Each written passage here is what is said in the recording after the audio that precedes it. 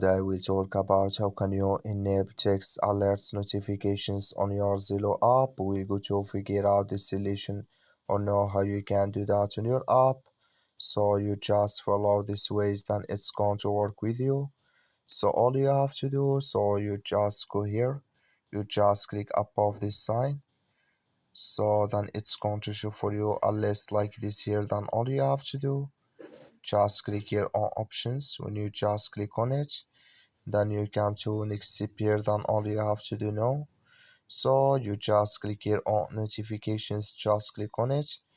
Then you come to this list. Then all you have to do, just come here to text alerts, click in this sign.